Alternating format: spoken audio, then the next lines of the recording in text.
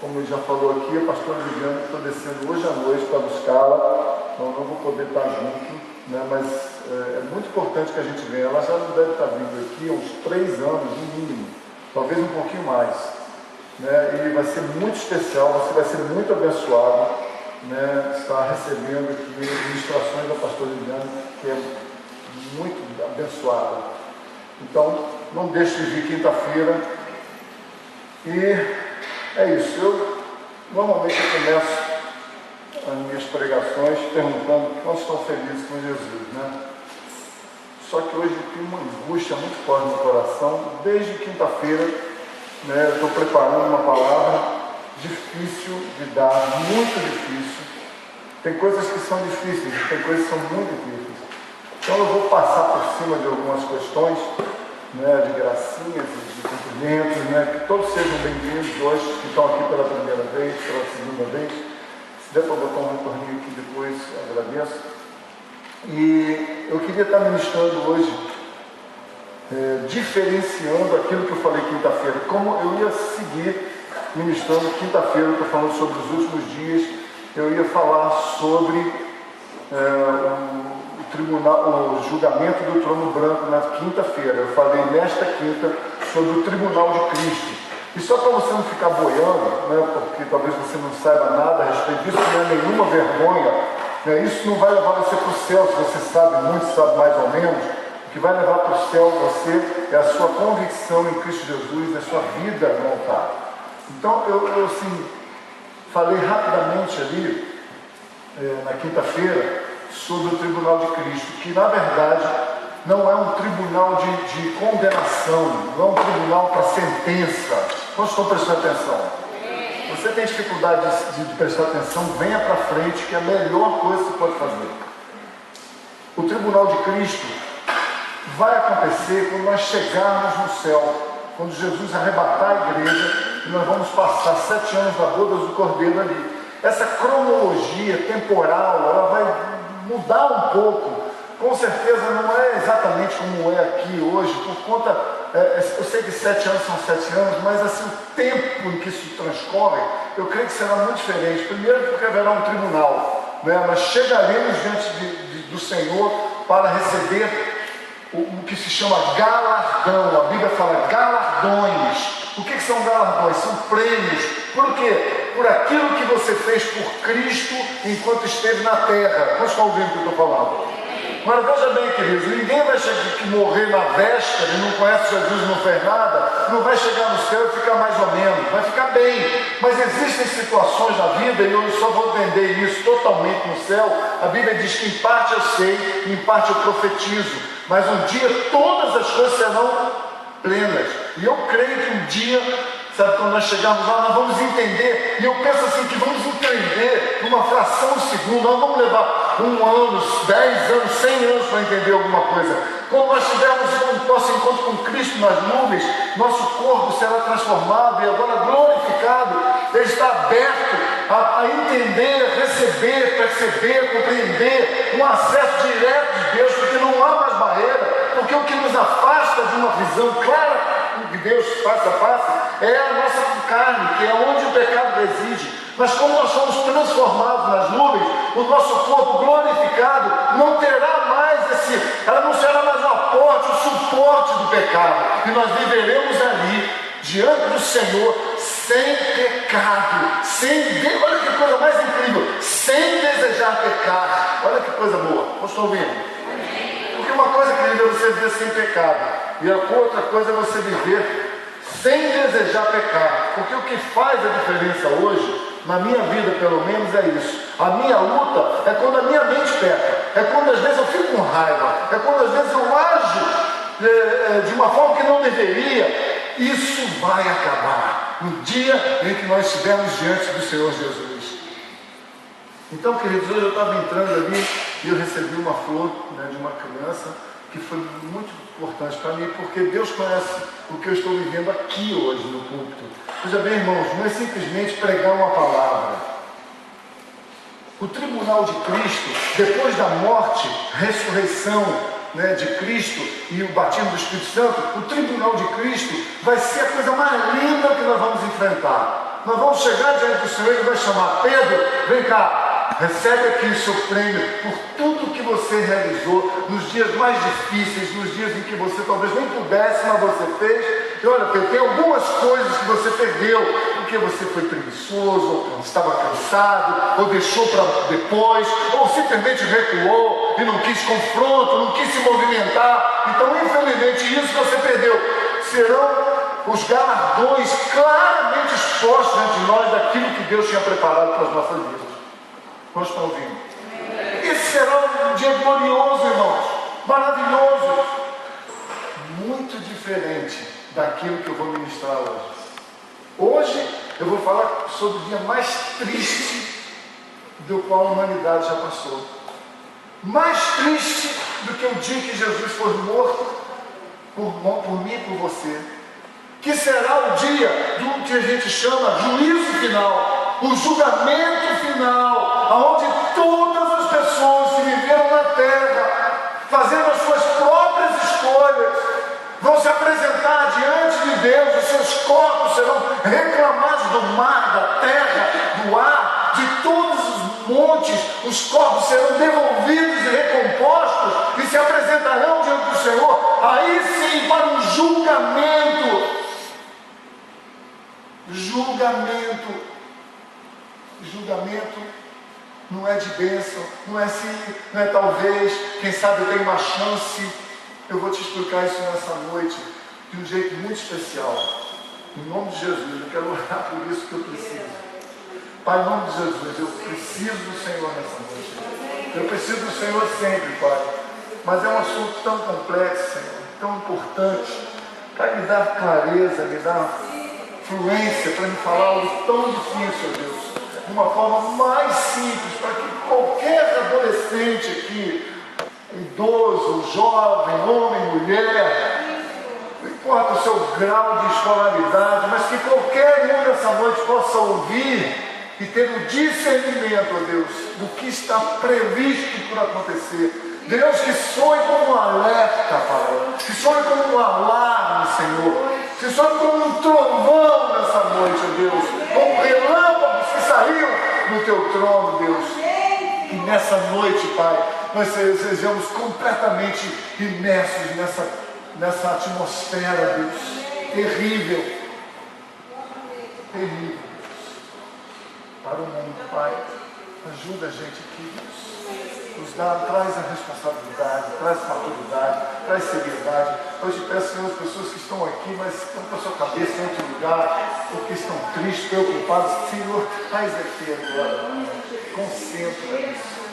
Aquelas que debocham, que acham graça, que estão por aqui por outro motivo que não seja para conhecer de verdade o Senhor. Que o Senhor também, ó Deus, dê uma chance nessa noite, ó Deus. Pai, derrama graça sobre mim, amor, para me falar coisas duras com amor, Pai, que eu sei que vem do Senhor, porque o Senhor sempre escreveu coisas assim na história, fazendo correções, porque a Tua palavra nos diz que o Senhor corrige ao filho que ama, que o Senhor fez correções para que pudéssemos chegar, meu Deus, a conhecer o Senhor. Qual é o Teu propósito para nós? Por isso eu te peço hoje, Deus, em nome de Jesus, abre os olhos da Tua igreja, abre os olhos da Tua igreja, Pai, em nome de Jesus, Senhor. Em nome de Jesus. Abra sua Bíblia aí, Apocalipse 20.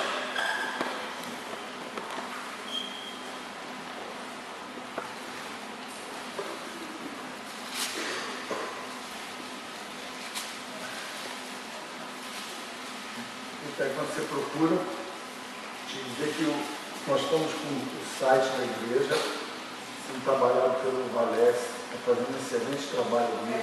Ali você encontra agora as pregações, aos poucos nós estamos aperfeiçoando.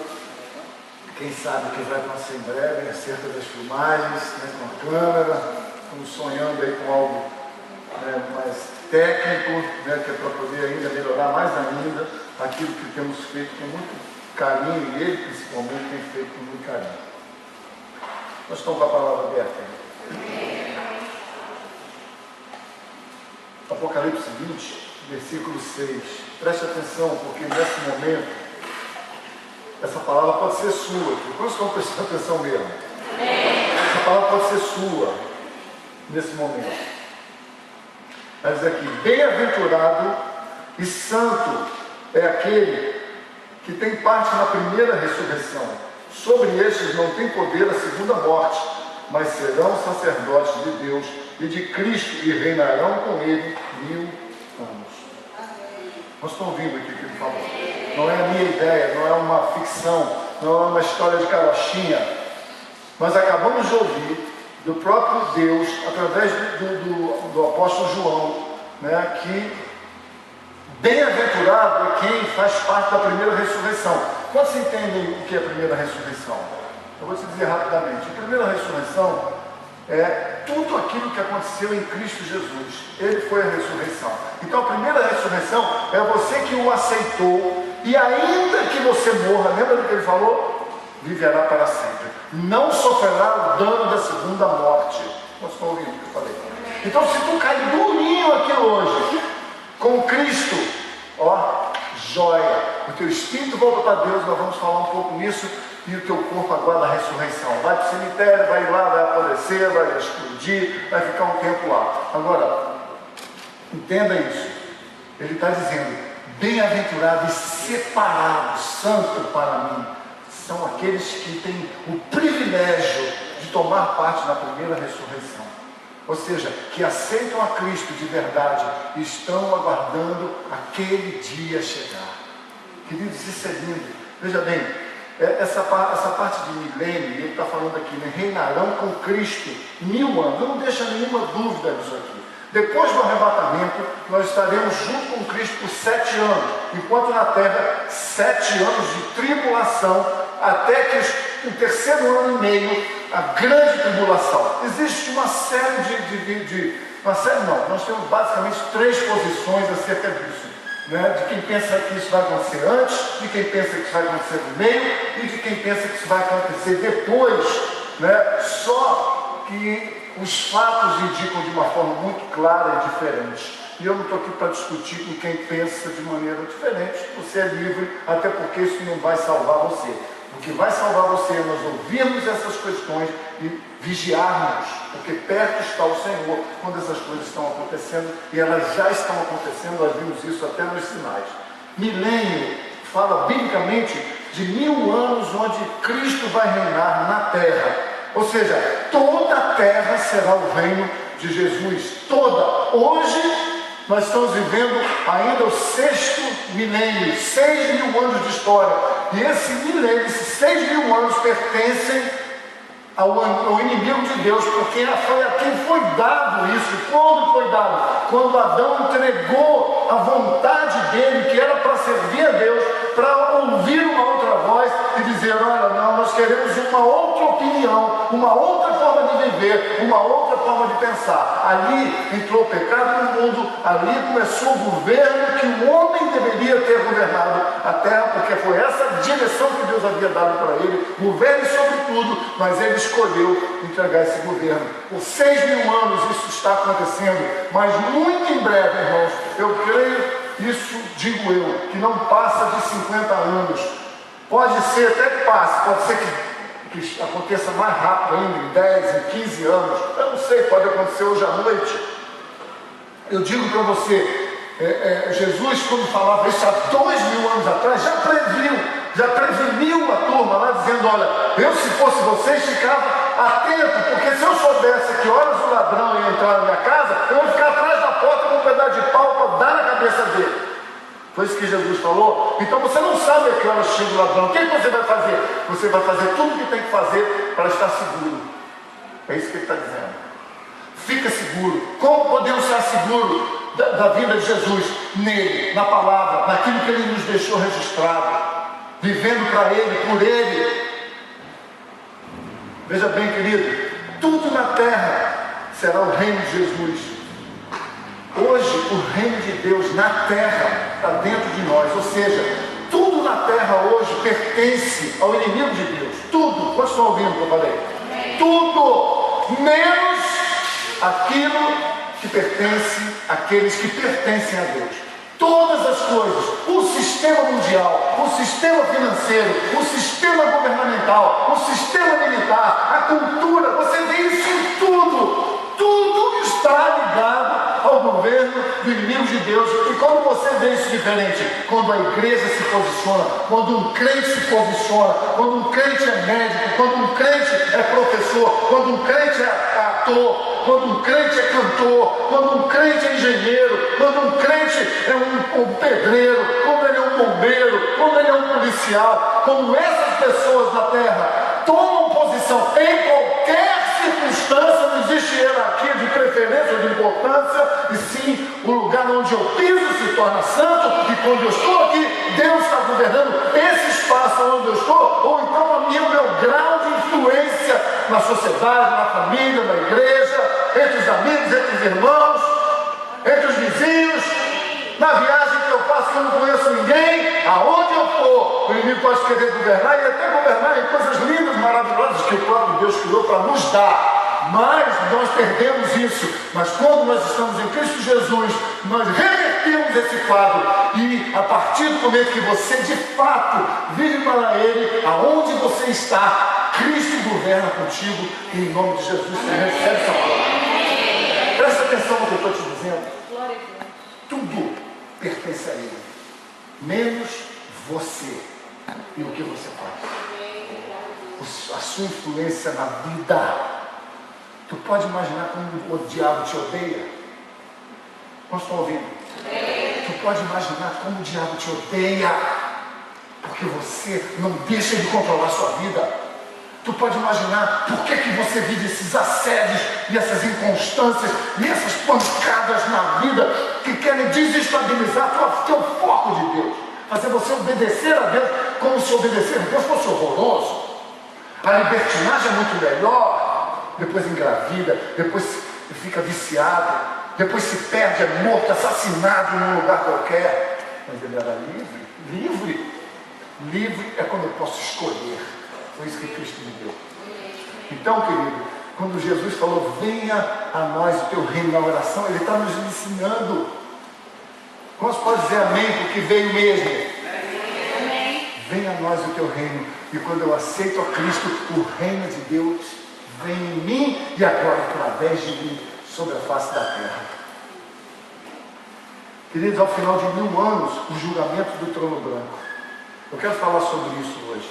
O dia mais triste, eu creio que é o dia mais difícil para Deus de toda a história, depois que Ele enviou o seu Filho para passar tudo que passou por nós.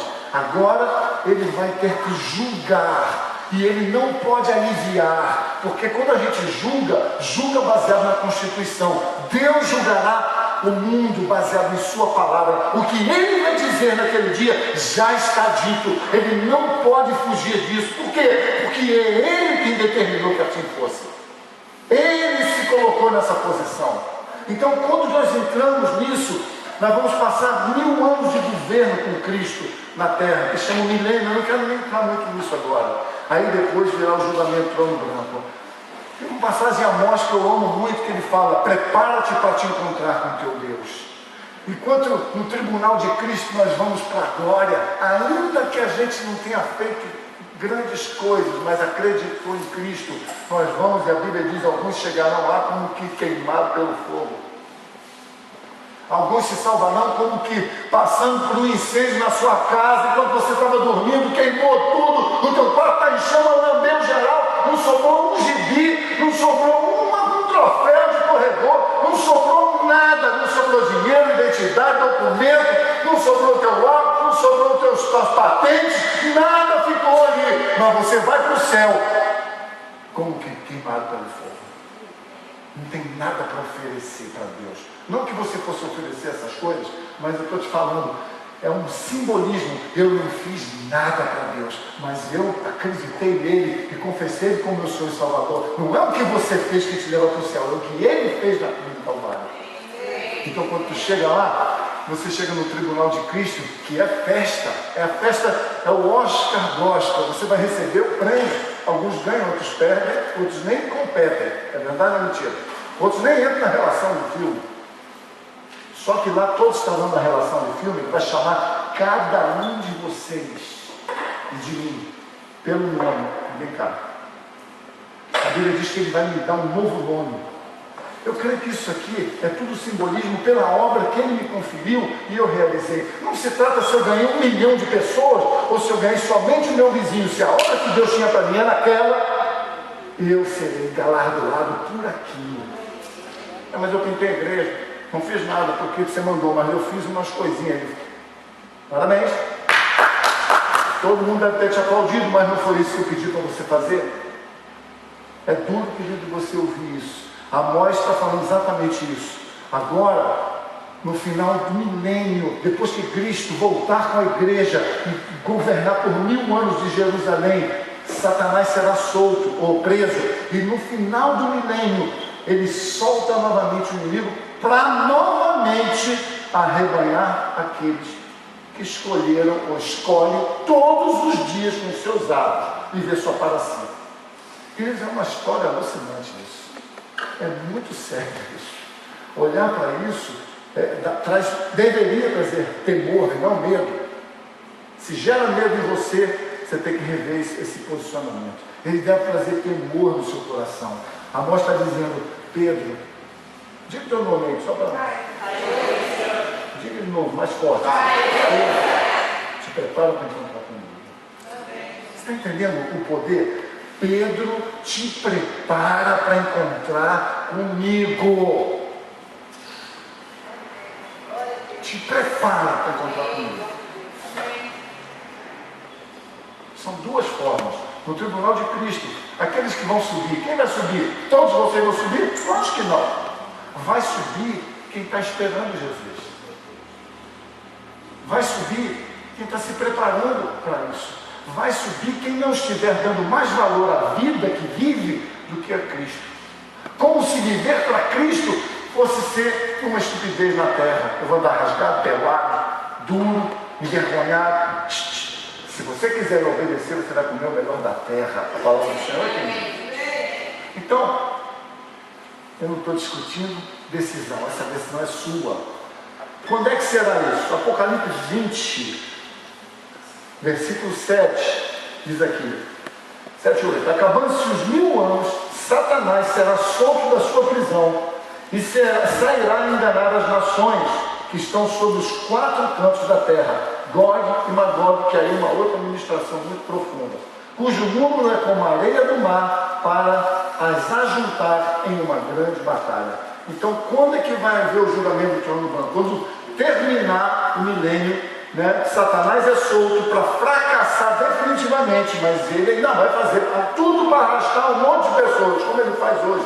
Muitas pessoas cairão na lábia de Satanás, como hoje muitas pessoas estão escolhendo viver, porque ele não vem de garfo, tridente e rabo com tudo, e nem é vermelhão com chifre. Muitas vezes as pessoas acham que não é bem assim. Ok? Para que ele vai fazer isso? Veja bem, acabando os 1000 anos, depois que Satanás faz isso, Jesus joga ele no lago de fogo, ou lago de enxofre, né? E ele vai eternamente junto com os anjos e todos aqueles que caminharam com ele. Então veja bem, para que serve o julgamento do trono branco? Para quê? É para julgar os vivos da época. Que época? Do milênio. Durante o milênio, depois que a igreja é arrebatada e volta, e Jesus toma novamente o controle da terra, por 1000 anos ele vai governar sobre pessoas. Pessoas vão nascer e vão morrer. A Bíblia diz que o mais novo morrerá de 100 anos. Quando alguém morrer com 100 anos, será uma maldição no governo de Cristo. Por quê? Porque quando Cristo vier, ele não só vem e governa, ele remove a maldição da terra. E uma das maldições da terra foi exatamente isso. Ele vai remover as ervas daninhas. Quantos se lembram em Gênesis que ele fala sobre isso? Por causa do teu pecado, vai crescer ervas daninhas, cardos, abrolhos, e do suor do seu rosto comerá o seu pão. Então, muitas coisas, quando Jesus entrar na terra novamente, aquilo será, a maldição será retirada. Inclusive, a redução de longevidade que o homem passou a ter. Porque, na verdade, quando Deus criou Adão para ser eterno. Até a própria ciência diz que acha estranho, mas toda a conformação do corpo humano é feita como se fosse para durar para sempre. Eu vi uma reportagem no Discovery uma vez sobre isso. Isso não me salva, mas me faz pensar. Porque Deus nos criou para sermos eternos, mas não com esse corpo carnal, mas com um corpo glorificado. Amém, amados? Então, julgar os vivos da época, pessoas que nasceram durante o milênio, e os mortos de todas as épocas. Todas as pessoas que nasceram e morreram ao longo dos 7.000 anos serão julgadas no julgamento do trono branco. Está me ouvindo aí, irmão? Agora, veja bem, é um julgamento não para culpa ou absolvição. Não será um julgamento onde ele vai ler a ficha da pessoa e vai dizer assim, pô, mas o cara só matou uma pessoa, o cara só me rejeitou. Não, vai ser um julgamento para a sentença. Aqueles que estão ali julgados diante do Senhor, né? Exceto aquele pessoal que nasceu no milênio, creio dessa maneira, essas pessoas serão condenadas ao afastamento definitivo de Deus. Por quê? Porque rejeitaram a Deus. Eu quero fazer um grifo meu aqui. Isso inclui as pessoas que estão na igreja hoje, que estão rejeitando a Cristo. Talvez você possa imaginar, você pode imaginar, essa mesma palavra de trono e de julgamento é a mesma palavra usada quando Jesus está diante de Pilatos. Ele foi julgado ali e foi condenado pela palavra que saiu da boca de Pilatos, querendo usar os outros como bode expiatório. Agora tu imagina esse dia chegando, o julgamento do trono branco, Jesus é sentado como o Filho de Deus, agora como o Rei de Deus, o Messias enviado, e aí se apresenta diante dele Pilatos, sabendo exatamente tudo que ele fez e tudo que ele rejeitou. Diante do Cristo. Diga quem tu és, tu não sabes que eu tenho poder para te tirar daqui agora, para livrar você da morte. Jesus falou, não, tu não tem poder nenhum, se não for o meu Pai que me dá. Então quando ele chegar lá, a realidade vai ser muito grande. Só que não é uma avaliação das possibilidades de Pilatos. Pilatos rejeitou a Cristo, como muitas pessoas fizeram e muitas estão fazendo hoje. Como? Desobedecendo a direção de Deus. Pastor, está fazendo terrorismo? Não estou fazendo terrorismo, eu estou falando de uma realidade. Todos nós aqui erramos e falhamos, mas existem pessoas que estão aqui, estão no mundo e estiveram em todo o tempo, que jamais quiseram estar debaixo do senhorio de Jesus. Jamais. Nunca quiseram, nunca apresentaram fruto de transformação, nunca deixaram o seu coração nas mãos do Senhor. Jesus nunca foi Senhor dessas pessoas. E eu não estou falando de quem vai na igreja ou não. Ele diz na sua palavra, mas Senhor, não fomos nós que pregamos em teu nome? Senhor, Senhor, em teu nome não pregamos o evangelho, não curamos as pessoas, não impusemos as mãos, não profetizamos a tua palavra. E Jesus olhará para ele e dirá, afastai de mim, vós que praticai a iniquidade. Você está falando de quando? Está falando de hoje. Está falando de agora. Está falando de você. Quem vai entrar no Monte Santo do Senhor? Aquele que tiver mãos limpas e não entregar a sua alma à vaidade. O que é a vaidade? Então vou me rasgar, não vou me arrumar o mais certinho que eu puder. Vaidade é quando essas coisas se tornam mais importantes do que aquilo que eu carrego dentro do meu coração. E o que é que tu carrega dentro do teu coração? Quem está aí? Quem é que determina os conceitos, os preceitos de Deus? Ou de quem? Quem é que faz o direcionamento da sua história? Baseado em quê? As pessoas se surpreenderão. A Bíblia diz que se surpreenderão. Por quê? Porque existem pessoas que você nunca imaginou estarão no céu, e outras que você achava que estariam lá na primeira fila, nem lá estarão. Porque fizeram aquilo por sua própria conta, para a sua própria vaidade. Difícil palavra. Julgamento para sentença, não é para determinar culpa ou absolvição. Tudo isso, querido, faz parte do julgamento do trono branco que virá depois do milênio. Agora eu quero te mostrar o que nós precisamos de verdade. Eu quero te dar a visão desse juízo.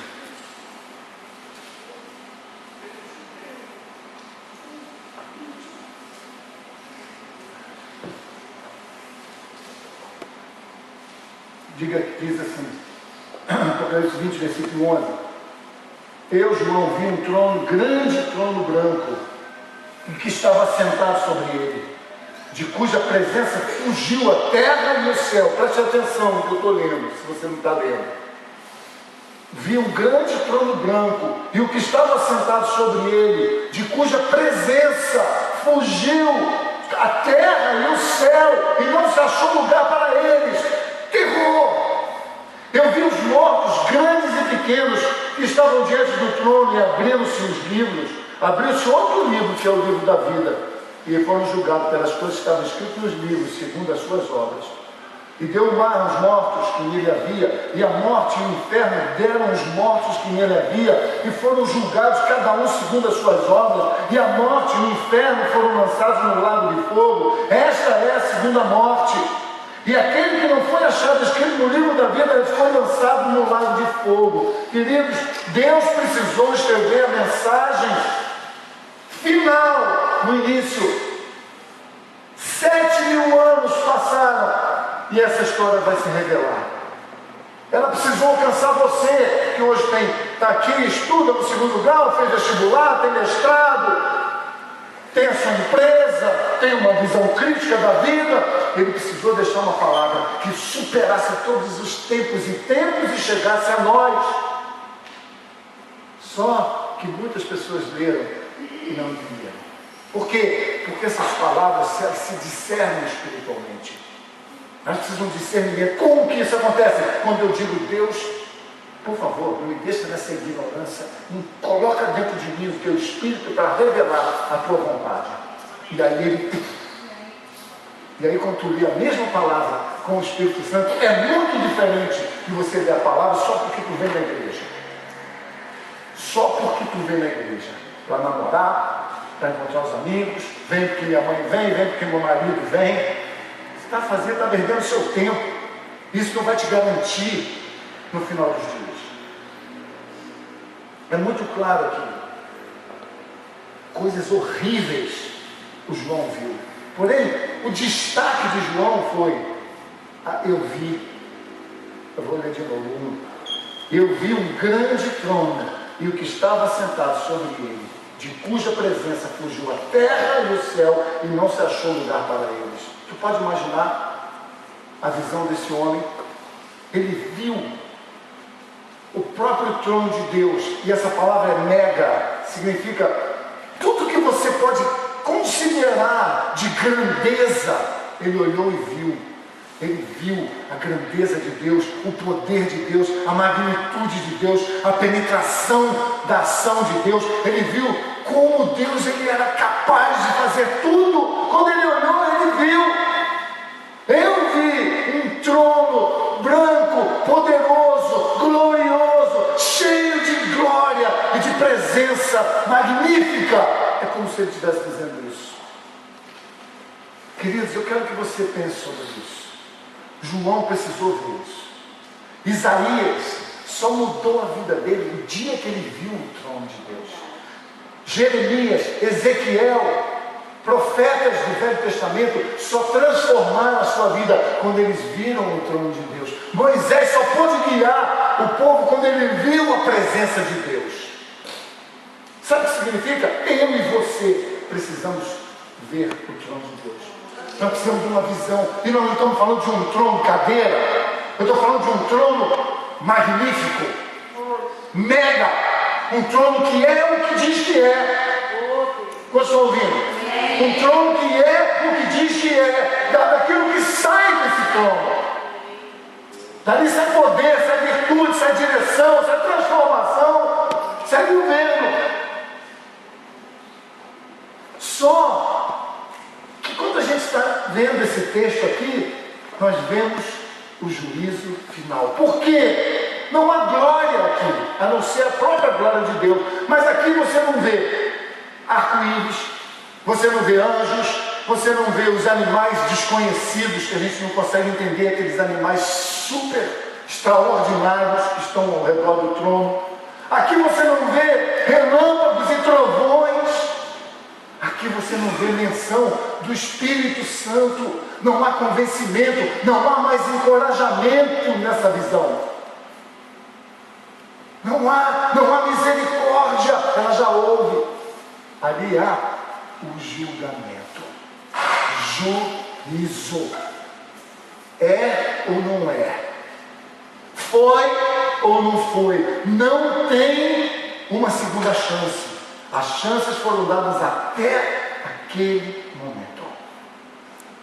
Queridos, quando o povo de Israel ia encontrar com Deus, eles ficavam na beira da tenda, apavorados, com medo, tremendo. Eles viam relâmpagos nas montanhas, Moisés está lá, e trovões, na verdade aquilo significava alerta. Amós teve essa percepção: prepara-te para te encontrar comigo. Nós estamos ouvindo? Alerta. Todas as vezes que você tem um encontrão na sua vida, todas as vezes que você passa por uma dificuldade na sua história, é um relâmpago, é um trovão, uma desestruturação, e Deus está falando, isso é um alerta. Isso é um alerta. Aqui, neste momento, na hora do julgamento, não há alerta nenhum, não há um estender da mão para a misericórdia. Acabou. Quem foi, foi. Quem não foi, já era. Aqui sentença. Lancem nas trevas inferiores. Não tem conversa. Uma palhaçada isso. Continua rindo. No final dos tempos, todos os joelhos que riram, como hoje, como há 2.000 anos atrás, como há 4.000 anos atrás, se dobrarão e dirão: realmente, Tu és Deus. Nós estamos ouvindo? Todo joelho se dobrará e toda língua confessará. Louvor? Não, nenhum. Vamos perceber, está escrito aqui algum ministério de louvor? Não tem louvor no julgamento. Não tem 2, 3 músicas. Nós estamos muito acostumados, chegamos na igreja. Estou ansioso, não sei, que você entra na presença de Deus. Conversamos, batemos papo ali atrás. Vivemos como se estivéssemos no bambu. Isso é em toda a terra. Não tem ministério de louvor no julgamento. Por quê? Porque Deus não quer esse louvor mais. Deus disse: basta, agora é julgamento. Finish, finito, acabou. Muito diferente. Veja bem, deixa o dedinho aí. Apocalipse 4, versículo 1. A visão do trono da majestade divina, os 24 anciãos, os 4 animais. Depois dessas coisas olhei, e eis que estava uma porta aberta no céu.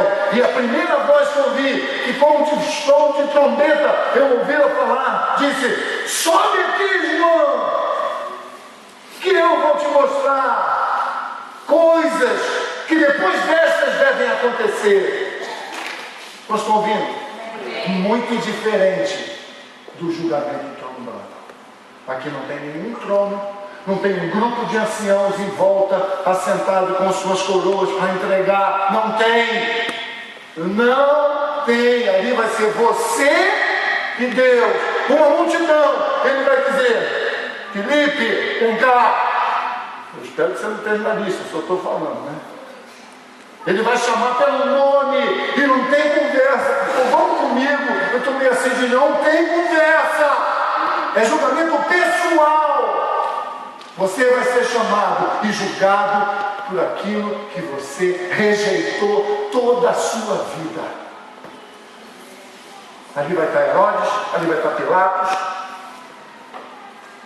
Pastor, então não tem jeito. Tem jeito. Não está vindo? Jesus já voltou? Não. Quando Nabucodonosor, por causa da sua arrogância, se transformou num bicho acorrentado num tronco, um dia ele olha para o céu e os seus olhos se abrem e ele diz: há um Deus soberano e poderoso. Nabucodonosor viu o trono de Deus. Sabe o que significa, irmão? Você precisa ver o trono de Deus. Pecador, está me ouvindo? Você precisa ver o trono de Deus enquanto ainda há tempo. Eu não estou aqui nessa noite para dar uma mensagem engraçada. Eu estou aqui nessa noite para dizer para você: Jesus Cristo vai voltar e vai levar a igreja. E se você não tomar sua posição, você fica. Por que, pastor? Eu estou dando meu dízimo. Dízimo não significa entregar o seu coração para Cristo. Dízimo, escrever na sua van, Jesus me deu. Isso não garante, amigão. Eu escrevi 2 livros, eu era pastor de uma igreja, eu tinha uma loja gospel. Nada disso vai segurar você no julgamento do trono.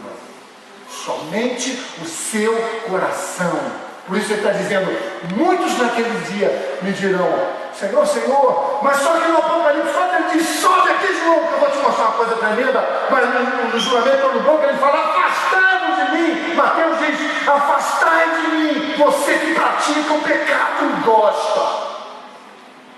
Mas é difícil. Difícil é a sua decisão que você não quer tomar. Então, queridos, eu estou aqui hoje para revelar aquilo que nós vamos fazer, se nós queremos viver de fato com Jesus, se nós acreditamos nessa história, se isso para a gente não é apenas uma historinha que a gente fala, aleluia, se isso é verdade dos nossos corações. O mundo está sedento nisso. Como é que eu me mantenho nisso? Abrindo a minha boca e vivendo aonde eu for, deixando o reino de Deus vir através da minha vida. É aí que eu me fortaleço, é aí que eu fico mais forte ainda, é aí que eu fico com muita dificuldade, porque o mundo corre para o lado oposto da vontade de Deus. Então não é fácil matar sua carne, não é fácil fazer a vontade de Deus mesmo. Nós estamos brincando de Deus. Quando eu digo, não estou falando nem eu nem você, estou falando da igreja.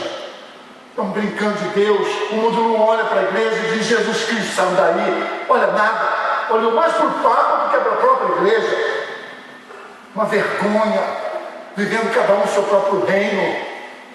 Acorrentado na fama, no poder, no dinheiro, na posição. Na posição. Nós não somos nada, nós somos pó. Na hora que descortinar aquele julgamento, muitas pessoas que se achavam vão estar diante da presença de Deus e vão ser separados para sempre do Senhor. E eu estou falando isso de forma muito clara e dura. É difícil dizer isso, porque eu não estou isento disso. Você não está isento disso, porque aqui é que você está fazendo as suas escolhas numa eternidade que você chama.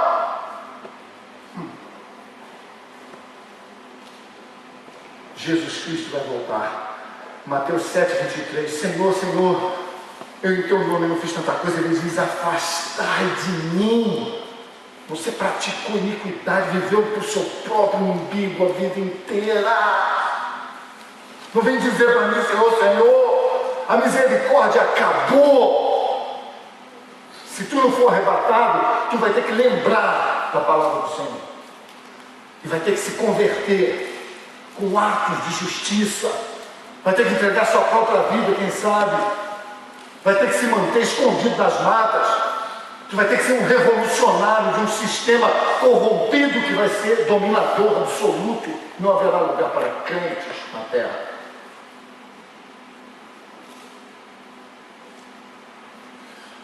Diante de Deus, em seu trono de julgamento, eu quero que você guarde isso. É um trono. Não é um trono de justiça, não é um trono de glória.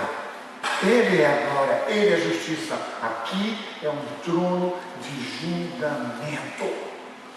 Mas não estou concordando com você. Então vai orar e pergunte a Deus o que é que Ele tem preparado para a sua vida. Como é que você tem vivido a sua vida? Como é que você tem feito as escolhas do seu dia a dia?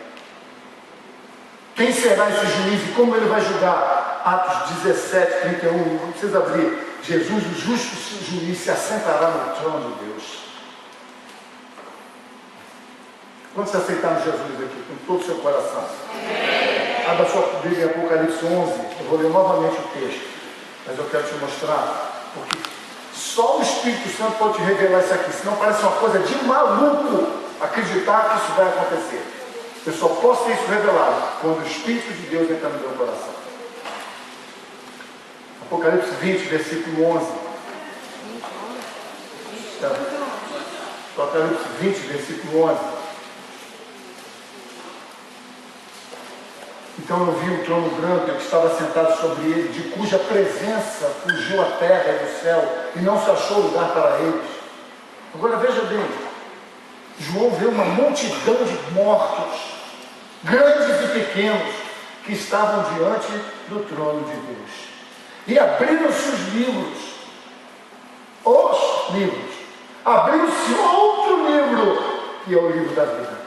E os mortos foram julgados pelas coisas que estavam escritas nos livros, segundo as suas obras. E deu o mar os mortos que nele havia, e a morte e o inferno deram os mortos que nele havia, e foram julgados cada um segundo as suas obras. Ou seja, se o seu nome, olhe para mim, se o seu nome está escrito no livro da vida, como é que faz isso? Quando eu pego aquilo que Adão não soube fazer, quando eu pego e digo, Deus, eu entrego o governo da minha vida para o Senhor. Deus, eu entrego, eu quero que o Senhor seja o meu Salvador, mas eu sei que o Salvador é quem governa. Quando você faz isso, a Bíblia diz que o seu nome é escrito no livro da vida. Veja bem comigo, pastor, você não tem feito apelo na igreja. Sabe por quê? Muita gente que levanta a mão na igreja, sai da igreja e fica dizendo por aí, quando convém, numa festa, numa doideira qualquer, diz, não, eu também já citei Jesus, eu sou lá, até fui lá naquela igreja, lá em cima, lá na China, no Japão. Levantar o seu braço não significa que você entregou sua vida para Cristo. E como é que eu vou ver isso? Pelos frutos eu os verei. Eu os reconhecerei. Pelos frutos serão conhecidos como meus discípulos. Eu entreguei minha vida para Cristo e agora eu sou um pequeno Cristo caminhando sobre a terra. O governo que ele governa sentado no trono ao lado do Pai está através da minha ação e vida sobre a terra. Se eu não vivo isso, não pode ser, eu vivo uma coisa e não vivo outra porque eu não quero deixar. Quantos estão ouvindo? Eu vivo uma coisa, mas não vivo outra porque eu não quero deixar. Se eu estou fazendo isso, mais que menos, dá menos. Não é uma vida entregue ao Senhor. E eu não estou dizendo perfeição, eu estou dizendo uma determinação no meu coração de deixar um pecado que eu sei. Uma coisa é ser difícil eu lutar e chorar e me debater, mas eu estou lutando, eu estou buscando, eu estou entregando, eu estou querendo, eu estou vivendo. E outra coisa é eu fazer algo para compensar aquela minha pequena falha. Essa pequena falha pode se tornar pedra de tropeço para a sua eternidade. Então, queridos, ele está dizendo aqui, livros são abertos. Primeiro, o livro da vida, onde os salvos estão listados. Segundo, os livros das ações pessoais. Aqui, aquele que está sendo julgado no julgamento do trono branco, ele vai ter ali aquilo que o afastou de Deus para sempre, e ele tomará o banco dele para sempre. Veja bem, os nomes que não estiverem listados no livro da vida já estão condenados. Onde está escrito isso? A palavra do Senhor diz isso. Não me lembro agora o versículo. Né? Aquele que crê está... Aquele que crê está salvo. Quem não crê já... Lê para mim aí todo ele. E se alguém não foi achado escrito no livro da vida, esse foi lançado para dentro do lago do fogo. Certo. Quem crê será salvo. E quem não crê já está condenado. Mas eu acho que não tem nada a ver, é uma injustiça. E qual é a justiça? Qual é a justiça? A justiça é muito simples. Você não quer a justiça de Deus? Então você é quem quer governar a sua própria vida sem a interferência de Deus. Você acha que Deus vai perder o sono com isso? De jeito nenhum. E ainda tem outra coisa. Muitos cristãos que estão nas igrejas hoje serão grandes pregadores dos últimos dias. Grandes pregadores. Por quê? Porque eles lembrarão de histórias como essa que o pastor estava pregando? História. Lembra os discípulos na estrada de Emaús? O que aconteceu com vocês? Por que vocês estão falando disso? Estão tão tristes. Pô, você não está ouvindo a história de Jesus, que era um profeta? Já não era mais um Messias. Entende, irmão? Muitos crentes vão passar a grande tribulação negociando a sua fé. Outros vão lembrar, eu acredito agora. E eu entregarei meu coração para Cristo. E se tornarão mensageiros de Deus na grande tribulação. E não pensa você que isso não vai ter valor, não. Vai ter. Também não pensa você que Deus estava projetando você para isso. Também não acredito nisso. As suas escolhas é que separam, ou afastam, ou aproximam você de Deus. Algumas características do milênio. Isaías 2.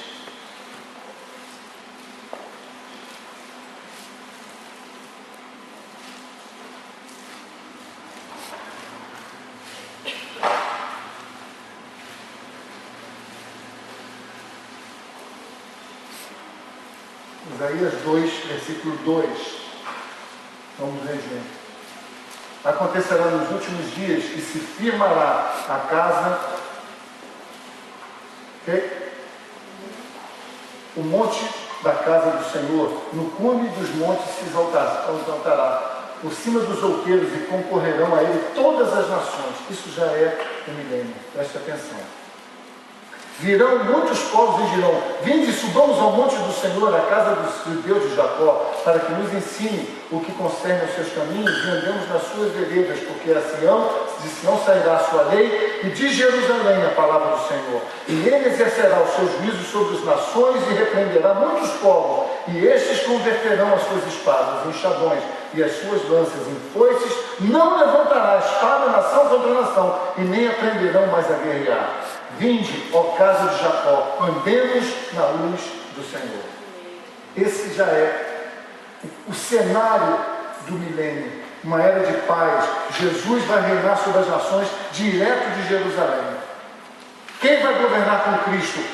Os santos do Velho Testamento, os anjos que não caíram e a igreja transformada.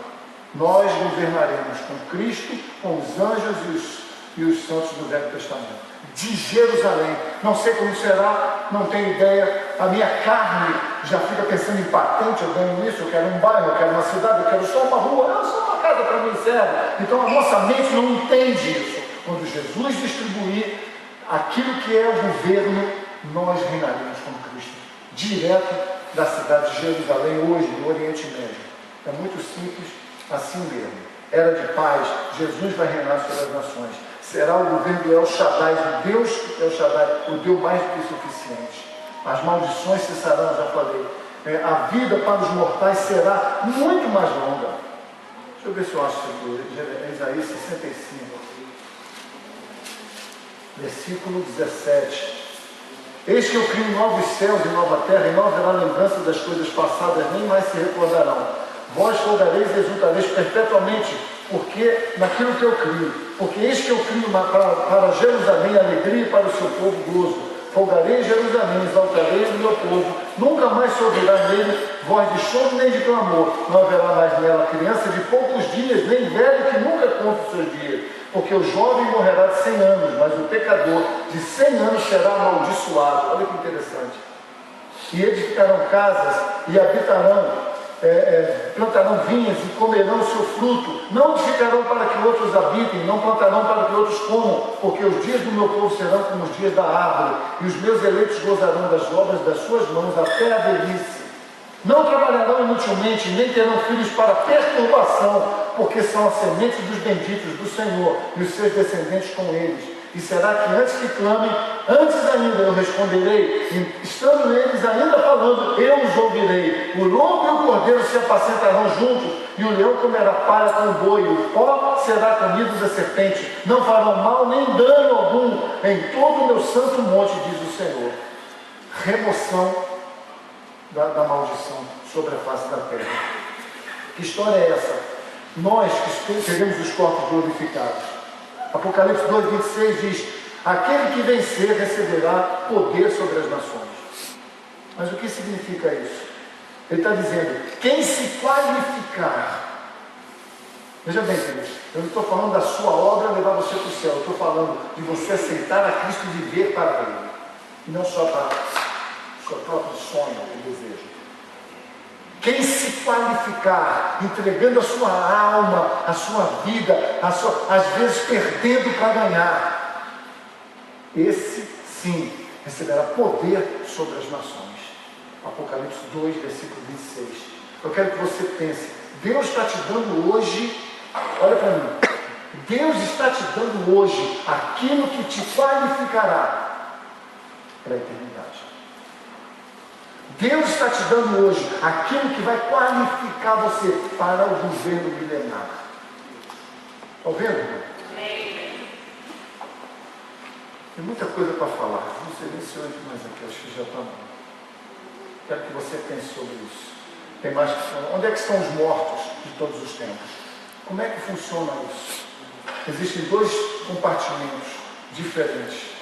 E eu quero falar para vocês, mas não vai ser hoje, não tem muita coisa. Não vai dar até indigestão. Tem 4 coisas importantes que eu acho que você precisa saber. Primeiro, o seio de Abraão hoje está vazio. Quando se lembra da história de Lázaro? Poxa, deixa eu avisar meus irmãos que aqui, onde eu estou, é um lugar horrível, e eu estou olhando ali e vejo um mendigo que estava na porta do meu castelo. Deixa, por favor, avisar meus irmãos. Ele falou, não vou avisar nada. Ainda que um morto volte, se não quiserem, não vão tomar decisão nenhuma. Ele está falando acerca do próprio Jesus, acerca das pessoas que vivem hoje na terra, acerca das pessoas que muitas estão na igreja hoje.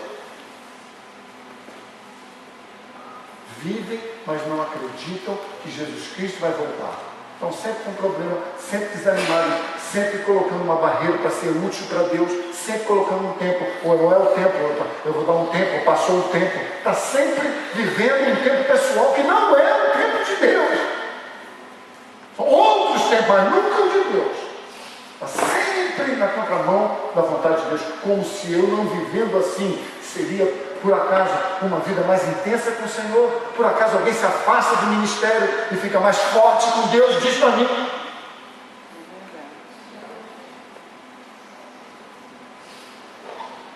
O seio de Abraão, quando as pessoas morriam no Velho Testamento, eu tenho que falar isso aqui, mas não tem jeito. Deixa eu te falar isso aqui. Aonde estão os mortos de todos os tempos? Velho Testamento, 65 vezes ele fala o mundo dos mortos, como Sheol, morte ou sepultura.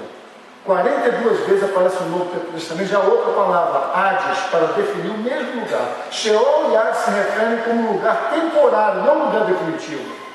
Inferno, lago de fogo, abismo, são os nomes de um lugar de punição eterna, onde Satanás, com seus anjos caídos e todos que escolheram serem governados ou viverem achando que estão governando de sua própria vida, mas no fundo estão governando contra a vontade de Deus. É o que o diabo adora fazer. Ele quer fazer você pensar que você tem o direito de se governar sozinho. E Deus fala, ok, tem mesmo. Só que ele está influenciando de tudo quanto é maneira.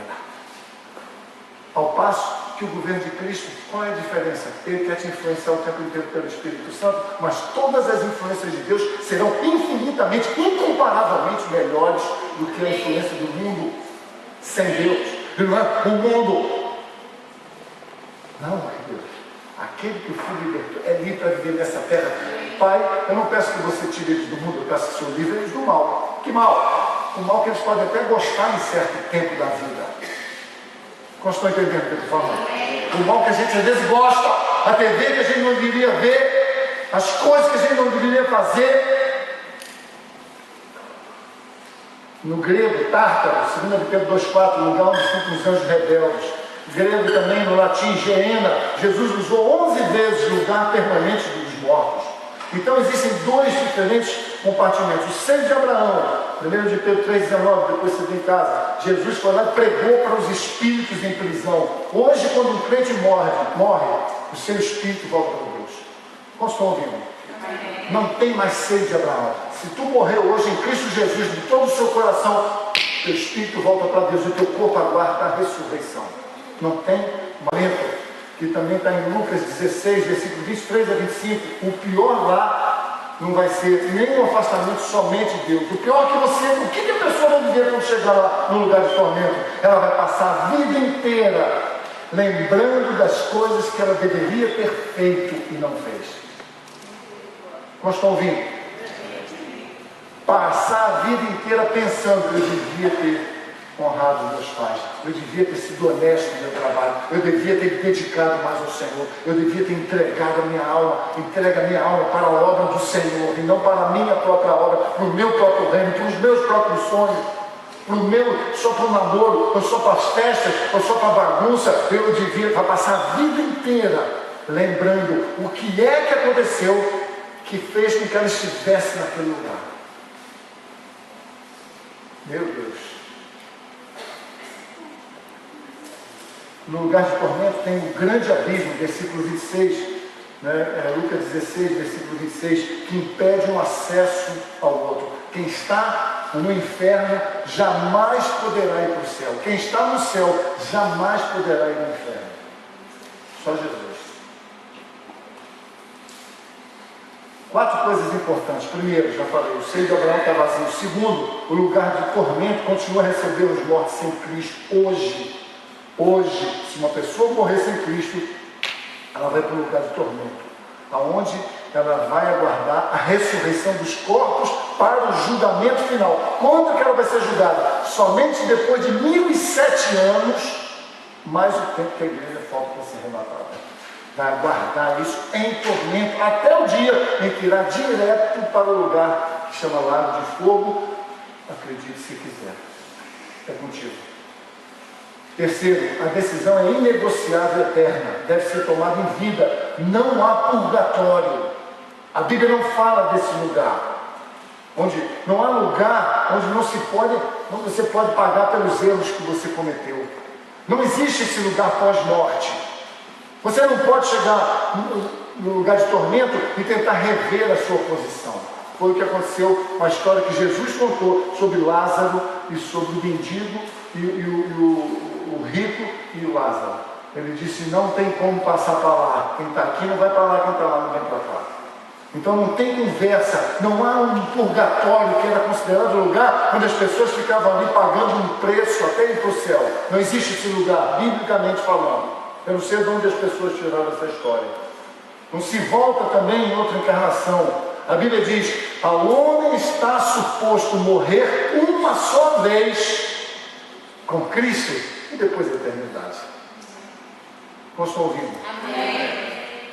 Quarta coisa que eu quero fazer você pensar. Pare e pense todos os dias as escolhas que você tem feito, de que lado você está granjeando, guardando o teu tesouro. O que é o teu tesouro? O que é mais importante para a tua vida hoje? O que é que você considera mais importante? Eu quero um ministério eu quero 30 igrejas. Se é isso que eu quero, eu tenho dúvidas sobre a visão que Deus tem para a minha vida. Eu estou falando de mim, cada um examine cada um a si próprio. Examine cada um a si próprio. Todos os dias, se você é enviado para um lugar de tormento, só vai acontecer se você rejeitar a Cristo. Parece uma bobagem. Não é não. É viver contra os preceitos de Deus. Quais são os preceitos que você vive? Quais são as escolhas que você vive? O que você está... Vou te dizer de uma forma mais dura um pouquinho. Nós rejeitamos Cristo nas nossas escolhas diárias. Rejeitamos a Cristo. Todos os dias, quando nós escolhemos não fazer o que Ele mandou e fazer o que Ele nunca mandou. Só vai para um lugar de tormento pessoas que agirem dessa maneira. Então, para fechar, tenha certeza que o teu nome está escrito no livro da vida. Como? Conhecereis a árvore pelos frutos. É pelos frutos que você será conhecido. Foi Jesus quem falou isso. João 17, 7, 15. Pelos frutos conhecereis a árvore. Qual é o fruto que você está dando? Em nome de que você está se excusando? Eu sou jovem?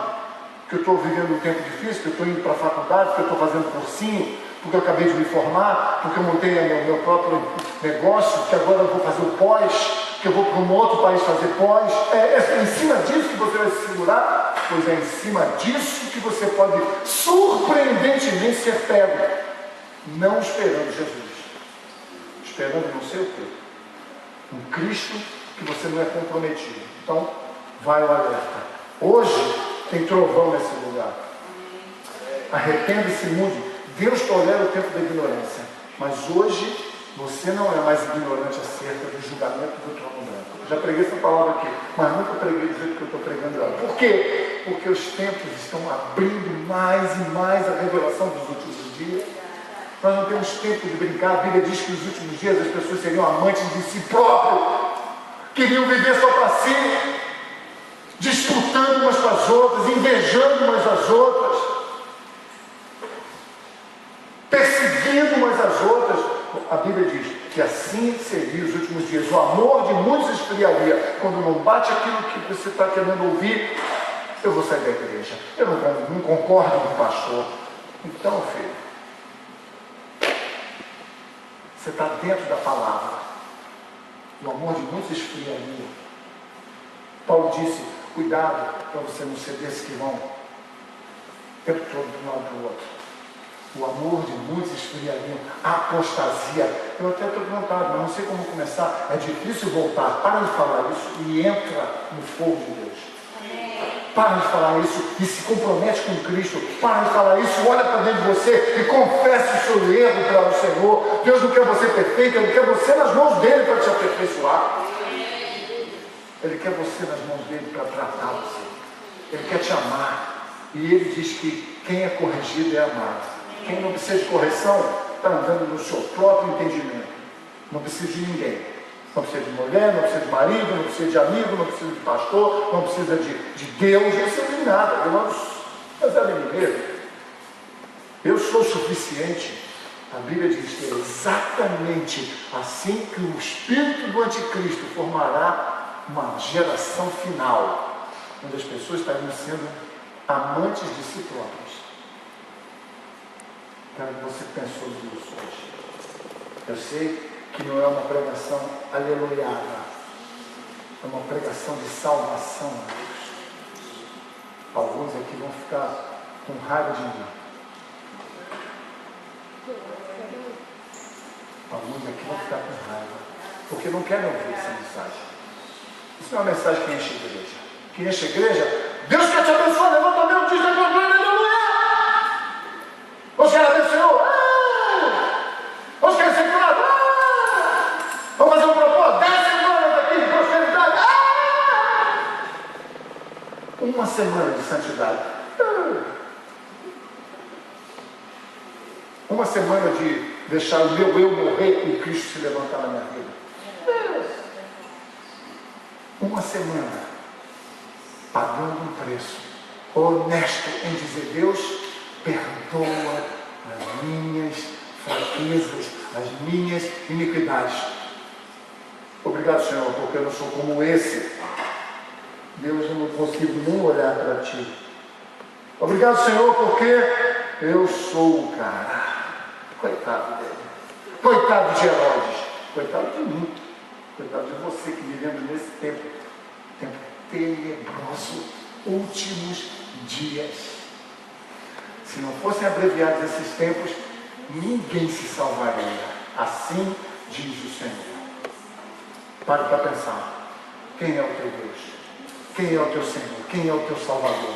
Qual é a história da tua vida? Quem é o valoroso na tua história? Quem é o Senhor Todo-Poderoso? Quem te tirou das trevas para a luz? Quem te prometeu para você um casamento bem sucedido? Foi isso que Deus falou?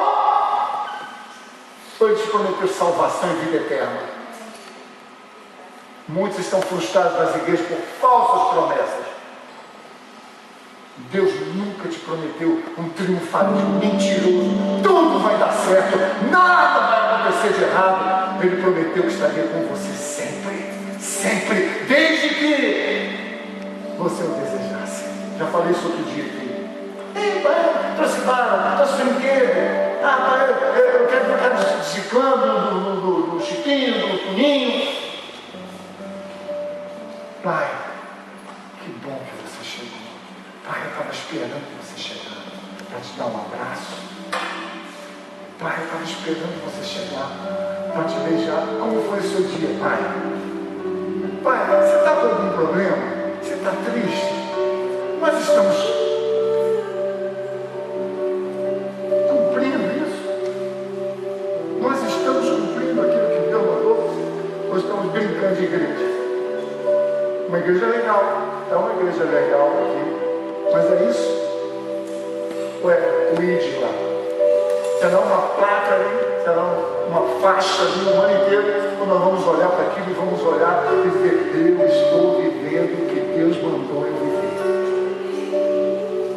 Eu quero desafiar qualquer um nessa igreja que entrar nisso aqui, que entregar o seu coração e a sua vida não for transformada. Transformado o quê? É comprar um carro, comprar uma casa, vou casar, um casamento maravilhoso. Transformado de caráter.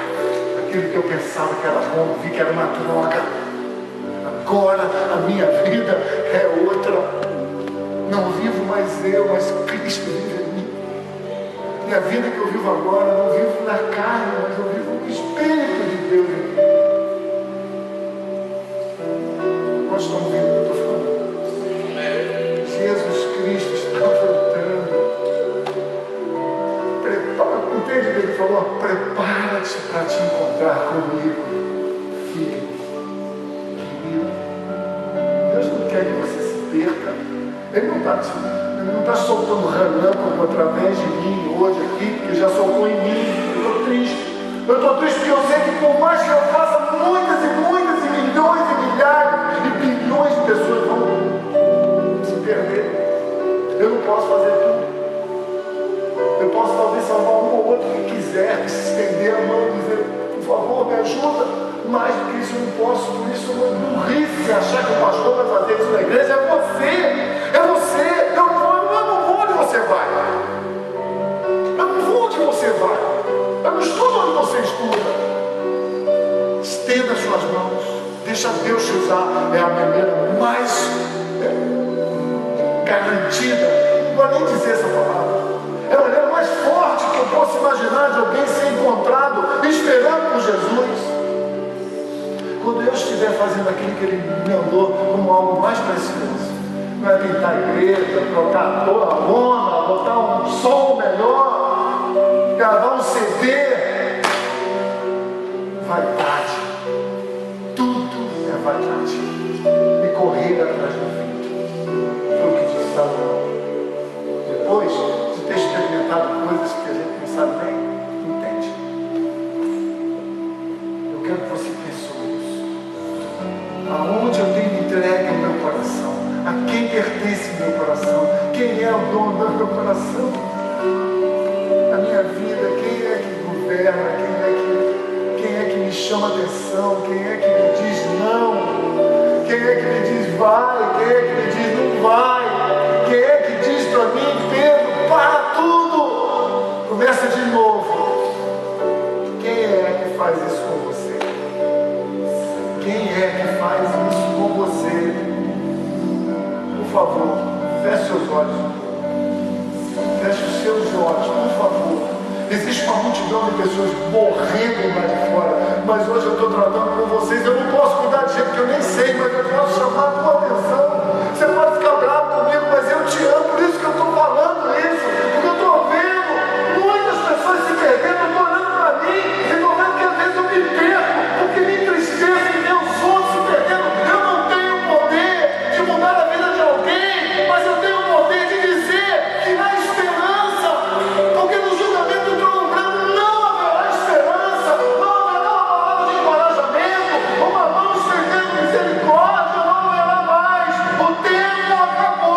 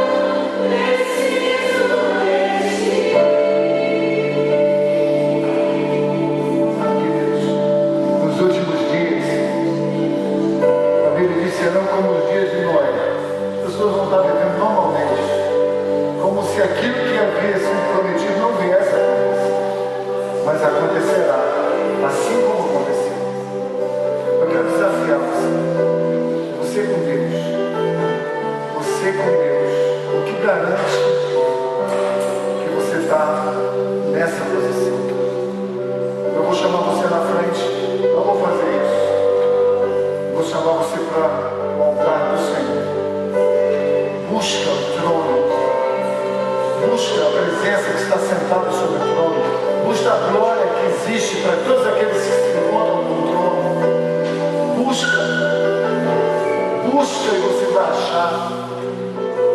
E nunca mais você vai ter sede de outras águas. Não existirá nenhuma água na terra, nem poder, nem fama, nem dinheiro, nem prestígio, nem sucesso.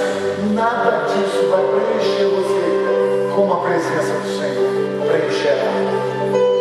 Aquilo que eu estou falando para você é aquilo que eu estou buscando na minha vida. Eu não sou hipócrita. É isso que está faltando para a igreja dos últimos dias. A realidade de Deus será tão grande, palpável, desejável, que o mundo vai olhar e vai dizer: nós queremos isso. Nós não queremos rituais, shows, sermões. Nós queremos vida verdadeira, que é o que Jesus prometeu. No julgamento do trono branco não haverá promessa alguma, porque a promessa está sendo feita hoje. E hoje, quando eu falo, eu renovo mais uma vez na tua vida. Há uma promessa aqui. Enquanto todos os olhos estão fechados, eu quero te dar uma chance. Para você que está vivendo na margem, na periferia da vontade de Deus. Para você que está vivendo como se Deus nunca fosse voltar. Para você que está vivendo como se tudo que Deus tem para você é te dar coisas. Todas as coisas vão passar, mas Deus jamais passará na sua palavra. Enquanto todos os olhos estão fechados, eu quero orar nessa noite. Se há alguém aqui que ouviu essa palavra e não tem certeza da sua salvação, talvez nesse momento você fique com vergonha do que vão pensar de mim. Você é tímido, você não tem coragem de se expor e dizer: eu preciso disso. Eu quero te dar uma chance hoje. Uma chance que não haverá naquele dia que eu te mostrei. Mas hoje eu te dou uma chance para você poder esperar Jesus só com o Espírito Santo dentro de você. E isso só pode acontecer quando você diz: Jesus, entra na minha vida. Jesus entra na minha vida, é o começo, não é tudo, é o começo. Ele entra, faz morada e te alimenta até o dia que vier te buscar. Alimenta com Ele, com suas promessas, com a força do seu poder, com o poder da sua sustentação. Talvez você já tentou isso muitas vezes, já se desviou inúmeras vezes. Talvez você já tentou em muitas seitas, e como eu também, em religiões. Nunca consegui. O dia que Jesus entrou na minha vida, nunca mais eu me afastei do caminho do Senhor. Se você está buscando Deus, nessa noite eu quero orar para você. Mas é preciso fazer uma coisa que eu não posso fazer por você. O teu amigo que te trouxe não pode. É você quem tem que dizer: eu quero. Eu não saio daqui hoje sem entregar o meu coração para um começo que eu nem sei o que é, mas eu entendi que existe uma obra a ser feita. Aonde você estiver, se você está desviado, se pela primeira vez quer entregar a sua vida, eu quero orar para você. Deus quer pegar as lágrimas do seu coração. Deus quer enxugar as suas lágrimas. Deus quer abraçar você, como a pastora profeticamente fez antes sequer a gente conversou sobre isso. Deus quer te abraçar hoje. Ele quer te chamar de filho. Ele não quer você na plateia, Ele quer você no altar.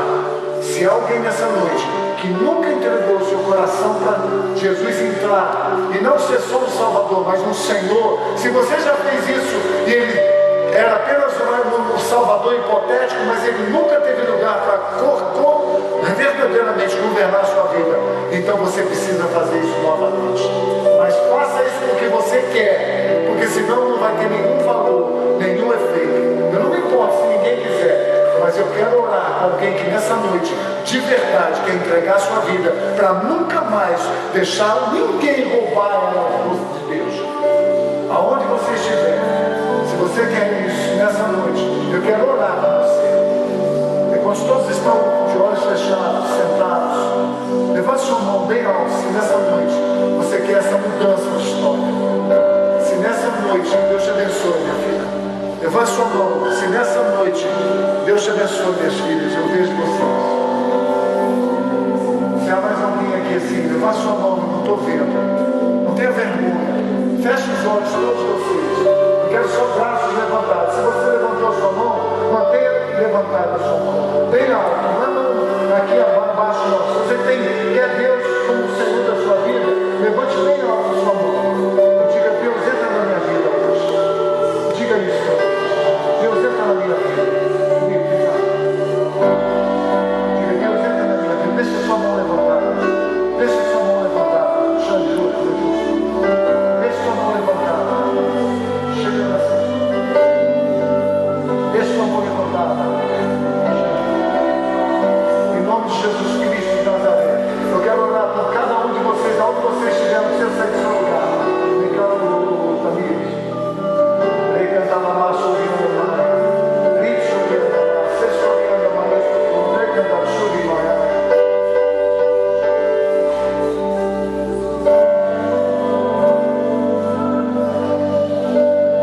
Olha com ela. Essas pessoas que vão chegar perto de você vão orar com você. Eu não tenho uma carteirinha do céu, mas eu tenho uma palavra que muda a sua história hoje. Você pode voltar para casa achando que a palavra mexeu com você, mas ela só mexeu quando transforma a sua vida. Quando nunca mais a sua vida é a mesma.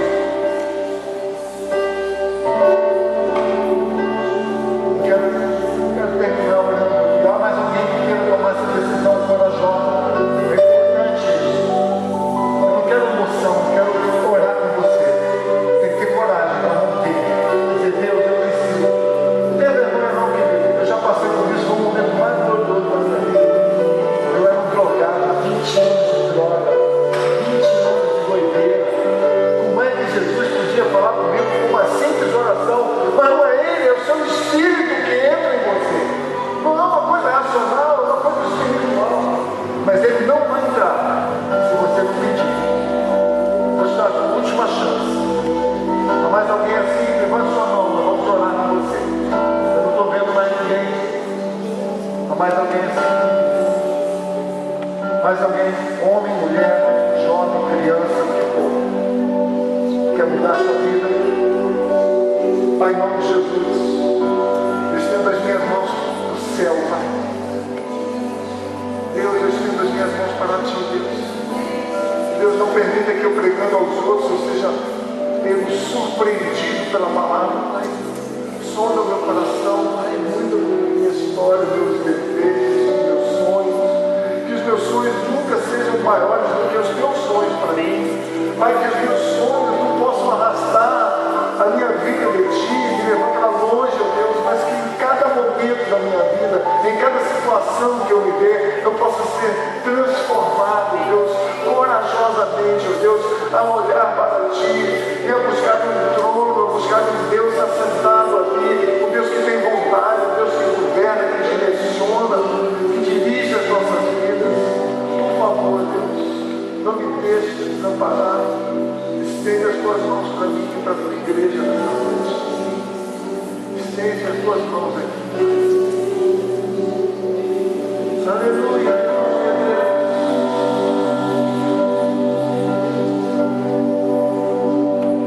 Aleluia, Deus.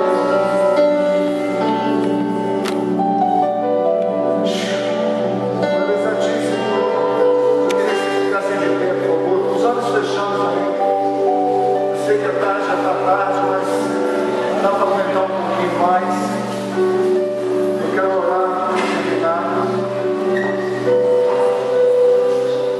Eu queria que a gente fizesse, terminasse como nós começamos. Que cada um procurasse alguém. Um homem procure um homem, uma mulher procure uma mulher. E olhe por lá, não sei se você veio com o seu marido, ele não quer procurar ninguém, então tem que ir com ele. Não tem problema nenhum não, mas queria que vocês procurassem, de preferência assim, um homem procure um homem, que olhe por ele. Uma mulher com a mulher, olhe por ela. Vocês sabem que às vezes